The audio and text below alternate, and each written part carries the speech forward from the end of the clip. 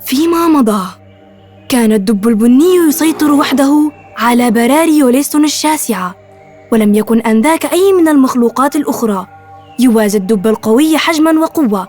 ثم جاء دور منافس هائل، فقد حضرت الذئاب الجوالة بقامتها الطويلة، أتت من الشمال لتبسط سيطرتها على يوليستون.